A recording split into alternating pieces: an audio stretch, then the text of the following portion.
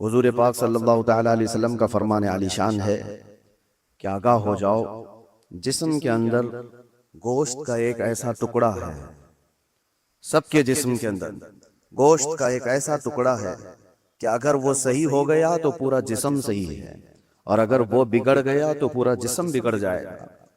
وہ کیا ہے؟ الا وہی القلب، میرے آقا فرماتے ہیں آگاہ ہو جاؤ، وہ دل ہے، وہ دل ہے۔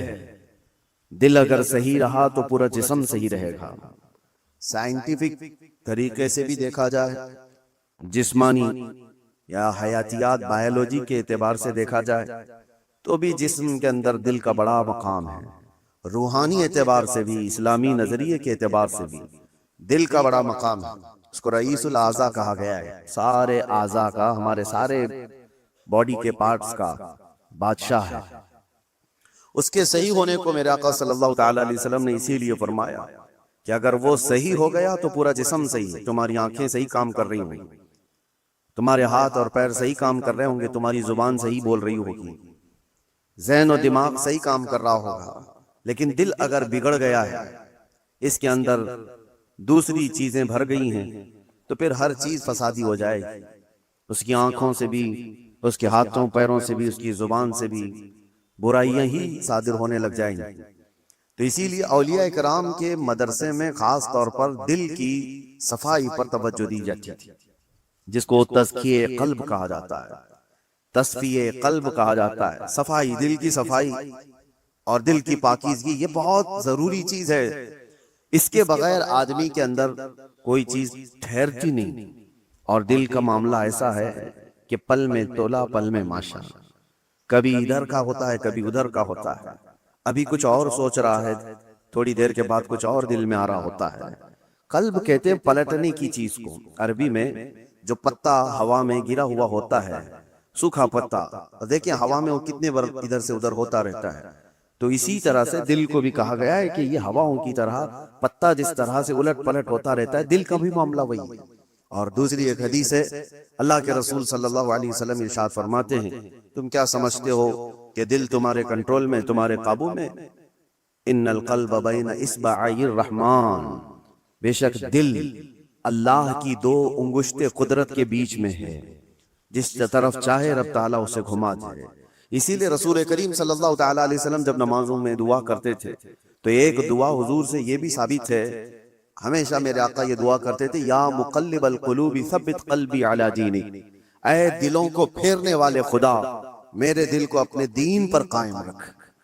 یہ دعا آپ بھی کیا کریں کہ رسول کریم صلی اللہ تعالیٰ علیہ وسلم نے ہمیں تعلیم دی ہے اس چیز کی کہ دلوں کو پھیرنے والے خدا، آج تو دل تیرا، آج تیری طرف سے دیا ہوا یہ دل اسلام پر ہے، ایمان پر ہے، کیا پتا کل کا آنے والا دن اس دل کو کس طرف پھیر دے، آنے والے حادثات دل کے اندر کیا چیزیں پھیلا دیں، کیا چیزیں ڈال دیں۔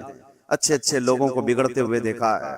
اسی لیے ہمیشہ اس بات کی طرف رہیں کہ اللہ تبارک و تعالی ہمارے دل کو اپنی دین پر اور اپنی عبادت پر قائم رکھے۔ دوسری چیز یہ قلب کے متعلق قرآن نے کیا کہا؟ الذین آمنوا وتطمئن قلوبہم بذکر اللہ۔ ہاں، یہ دل کا اطمینان کہاں سے؟ آج پتہ ہے آپ کو پورے ورلڈ میں، دنیا میں سب سے زیادہ کامن چیز جو بیماری ہے لوگوں کو، وہ دل کی بے چینی، دل کی گھبراہٹ۔ اب اس کو بائیولوجی کے اعتبار سے بلڈ پریشر کہا جائے، بی پی کہا جائے کہ خون کا دوران، اس میں پریشر زیادہ ہو جاتا ہے، یہ سارا کا سارا معاملہ دل سے ہی تو ہے۔ اس کو سائنسی نظریے سے دیکھنے والے لوگ الگ الگ طریقے سے سمجھتے ہیں کہ دل کے اندر چکناہٹ زیادہ آ گئی، خون میں موٹاپا آ گیا ہے، بلڈ جو ہے وہ تھوڑا سا تھک ہو گیا ہے، جس کی وجہ سے دوران خون کم ہو گیا اور پریشر بڑھتا گیا اور بی پی آ گیا، اٹیک آ گیا ہے، فلاں فلاں چیزیں۔ اس کو بائیولوجی کے اعتبار سے دیکھنے والے، لیکن صوفیہ اکرام فرماتے ہیں جب جب گناہ زیادہ ہوتے ہیں دل کے اوپر دورہ بڑھ جاتا ہے، دل کی بے چینی اور گھبراہٹ بڑھ جاتی ہے۔ جب کبھی دل کے اندر بے چینی اور گھبراہٹ ہو تو صوفیہ اکرام فرماتے ہیں سب سے پہلے توبہ کرو، توبہ کرو، اللہ کریم کی بارگاہ میں اپنے آنسو بہاؤ، دیکھنا دل تمہارا ہلکا ہو جائے گا۔ اور قرآن کیا کہتا ہے؟ قرآن یہ کہتا ہے جو ایمان والے لوگ ہیں ان کے دلوں کا اطمینان اللہ کے ذکر سے ہوتا ہے۔ الا بذکر اللہ تطمئن القلوب، آگاہ ہو جاؤ اللہ کے ذکر سے دلوں کو سکون ملتا ہے۔ اور یہاں حال یہ ہے کہ جو ایمان والے ہیں وہ مہینوں ہو جاتا ہے اللہ کا ذکر نہیں کرتے، تو پھر دل کو انہوں نے بے چین ہی تو رکھا ہے، دل کو غذا نہیں دی، دل کو ایسی آوارہ چھوڑ رکھا ہے۔ ارے میاں، جسم کو صبح سے لے کر رات تک کھانا نہ دو تو یہ نڈھال ہو جاتا ہے، چکر آنے لگ جاتے ہیں۔ اگر 2-3 دن کھانا نہ دیا جائے تو جسم تو ختم ہی ہو جاتا ہے۔ تو جب جسم کمزور ہوتا ہے بغیر غذا کے، تو دل بھی کمزور ہوتا ہے بغیر غذا کے، اور دل کی غذا ہے اللہ کا ذکر۔ اللہ کا ذکر جب جب ہو تو یہ دل کو پاورفل بناتا ہے، دل کے اندر مضبوطی آتی ہے۔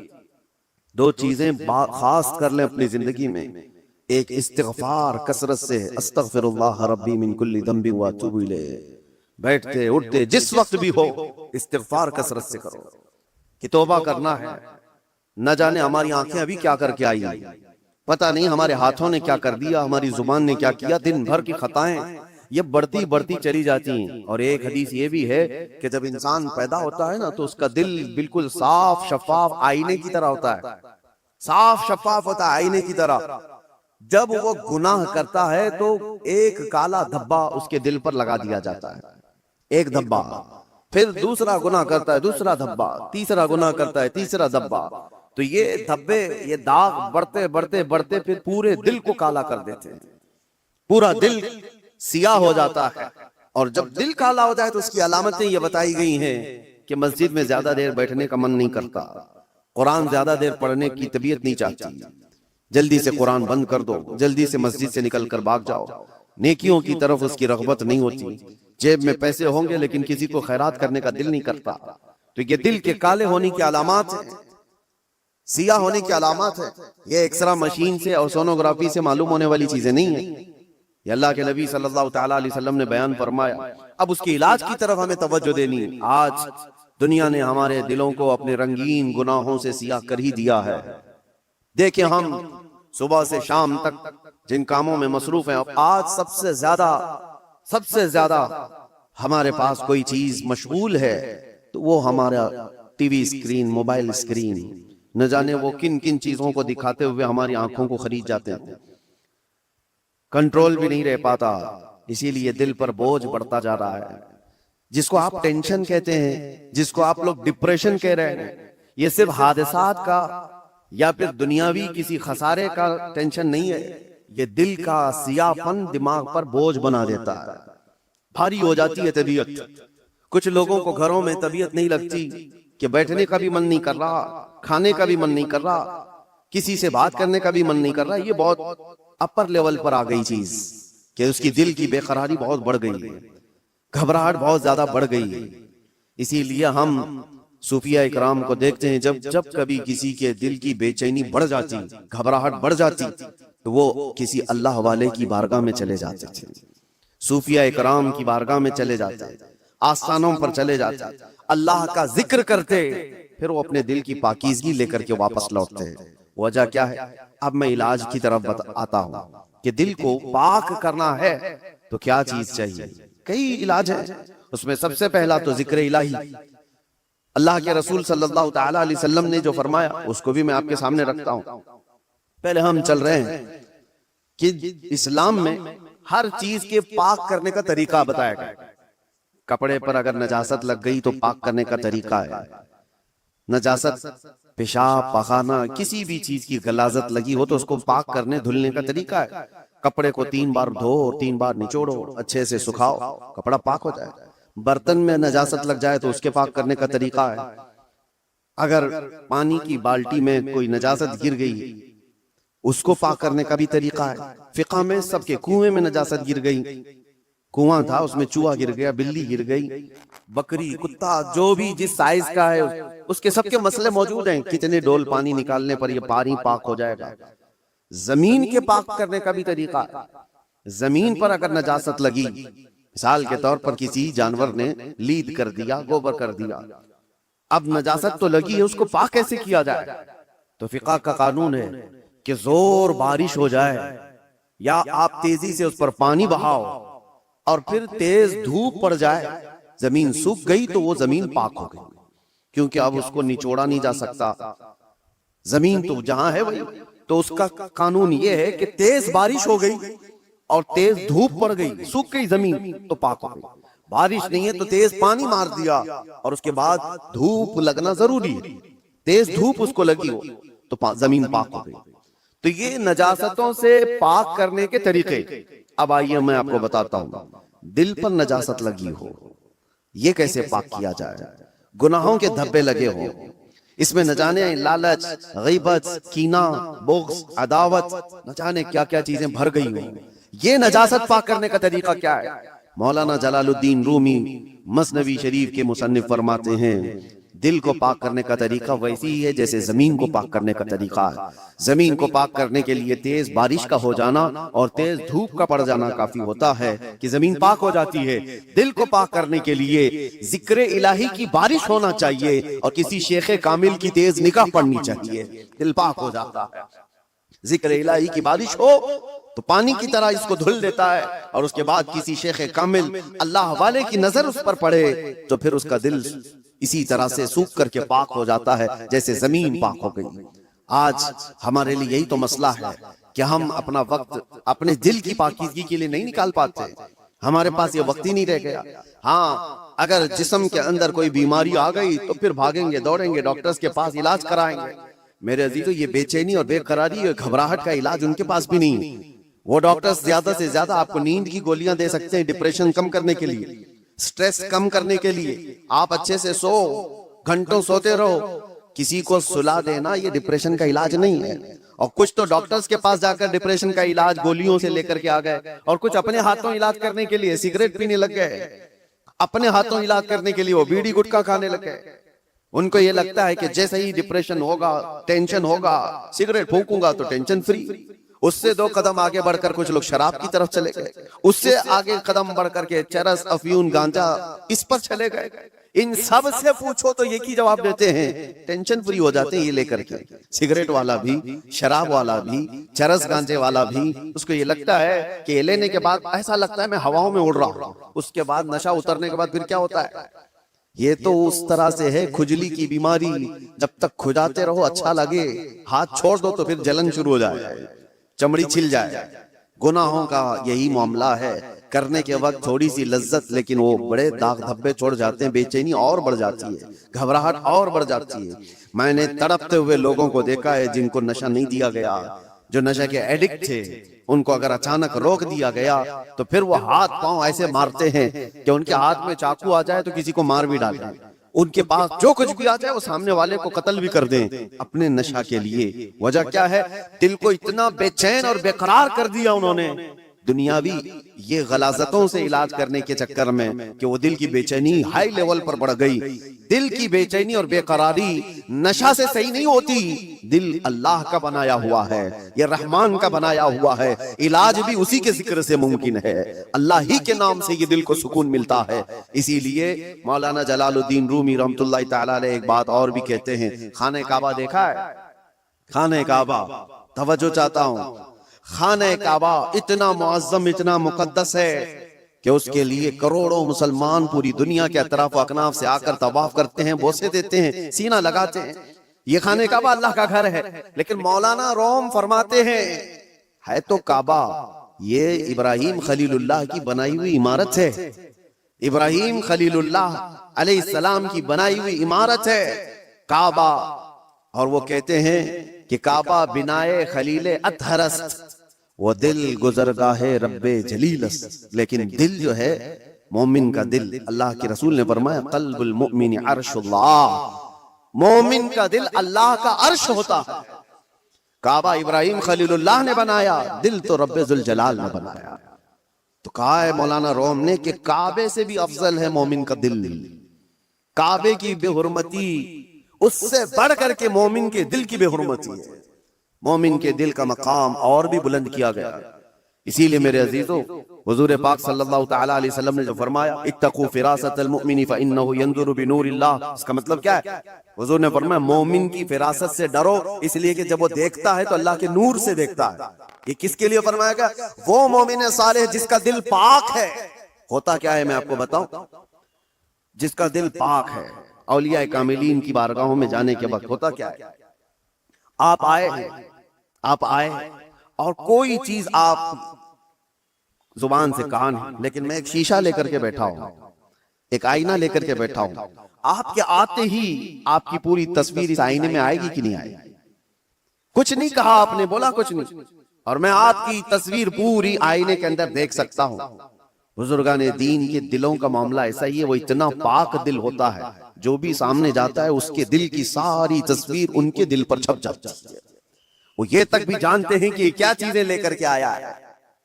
ایسا نہیں ہے کہ یہ کسی اور طاقت و قوت سے، جادو سحر سفلی سے یہ معلوم کر رہے، بلکہ دل کی پاکیزگی اتنی ہے کہ سامنے والے کے دل کی تصویریں اس پر چھپ جاتی ہیں، دل پاک رکھنے کا اسی لیے حکم بزرگان دین نے فرمایا۔ آج سب سے زیادہ غلاظت اسی کی ہے ہمارے پاس۔ میں ایک اور بات آپ سے پوچھتا ہوں، یہ اللہ کا گھر ہے، مسجد ہے، مسجد میں کوئی اگر غلاظت لا کر کے پھینک دے تو کیا آپ برداشت کریں گے اسے؟ مسجد کے اندر کوئی پیشاب پخانہ اللہ ہزار بار نہ کرے، معاذ اللہ، لا کر کے ڈال دے تمہارے سامنے، تم برداشت کرو گے؟ آپ جھگڑ لو گے، تھپڑ لگا دو گے، اس کو نکال باہر کر دو گے کہ یہ اللہ کا گھر ہے، یہاں پر غلاظت کیسے ڈال دیا تو نے؟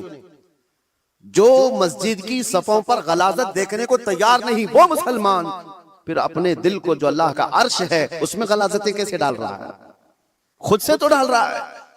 نہ جانے کس کی محبت، نہ جانے کون کون سے غلیظ سوچے اس نے دل میں ڈال رکھا۔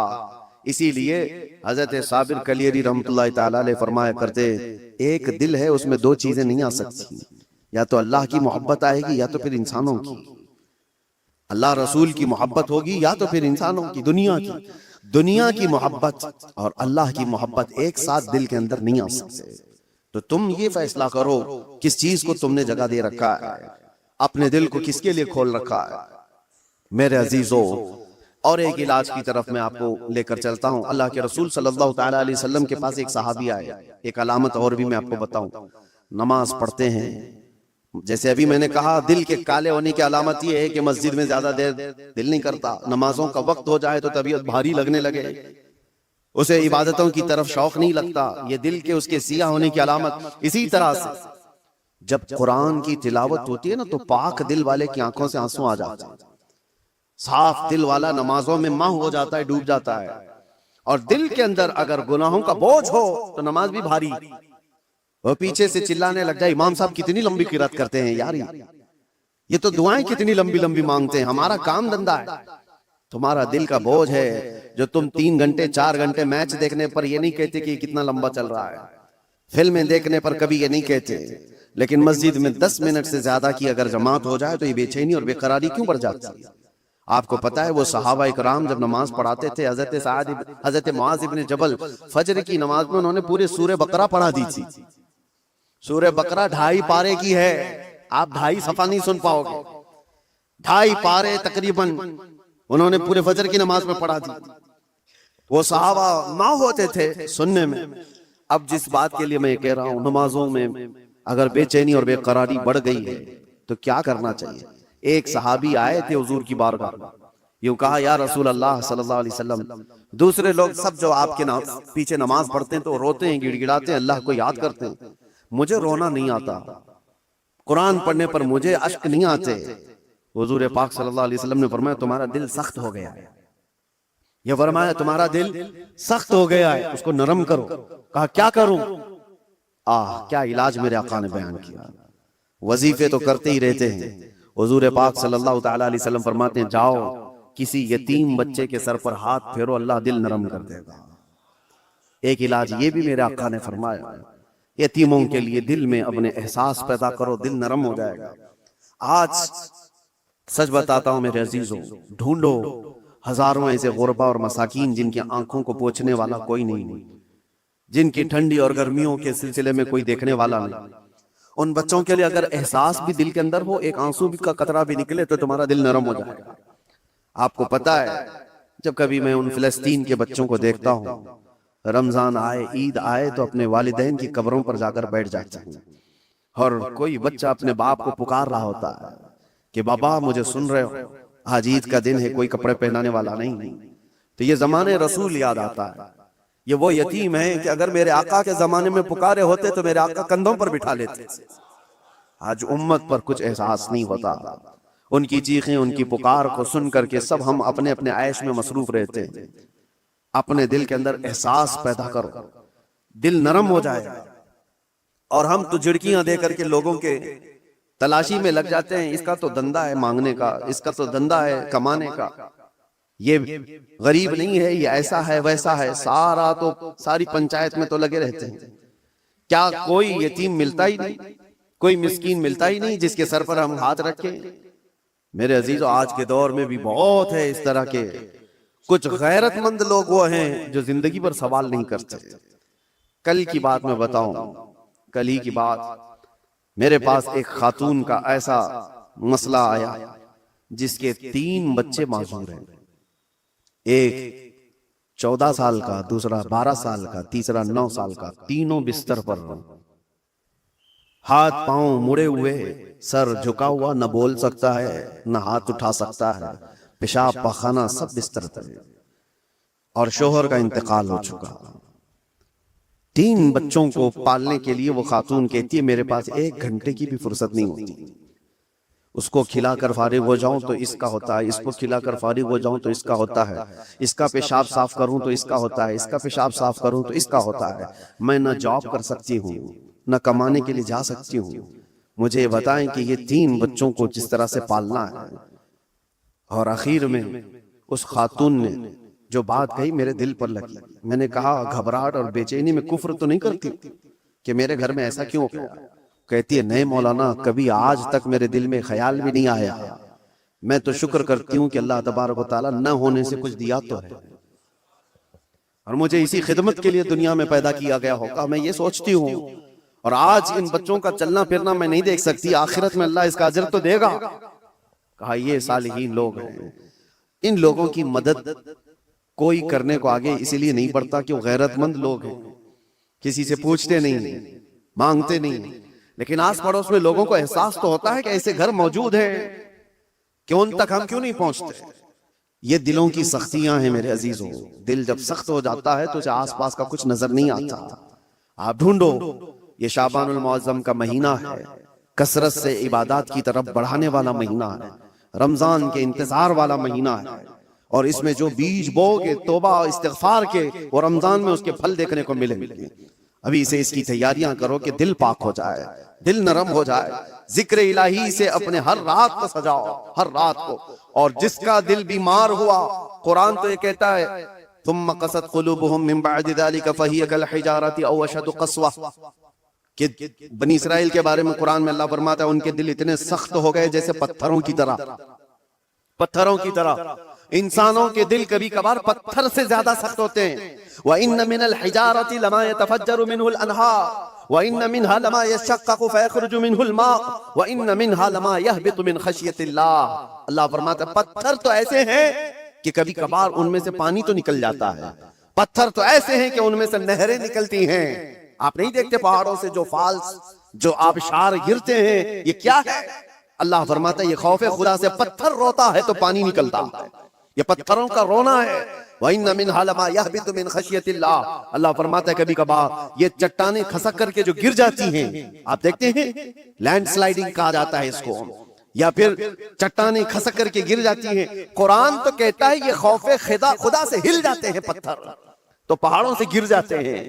اور انسان کا دل ایسا ہے کہ پتھروں سے زیادہ سخت ہو جاتا ہے. نہ اس کے آنسو آئے، نہ اس کا جسم حرکت میں آیا. یہ قرآن کی بات کہہ رہا ہوں. تو جب اتنا سخت ہو جاتا ہے دل، تو یہ بھی کہا گیا کہ انسان کا ہائی لیول کا جب سخت دل ہو جاتا ہے تو وہ اپنی ماں اور بیٹی میں اور بیوی میں فرق کرنا بھول جاتا ہے. وہ عام عورت میں اپنے رشتوں میں فرق کرنا بھول جاتا ہے. حلال اور حرام کی تمیز اس سے نکل جاتی ہے، اور اس کو نماز اور غیر نماز کے اوقات میں کوئی فرق نہیں لگتا.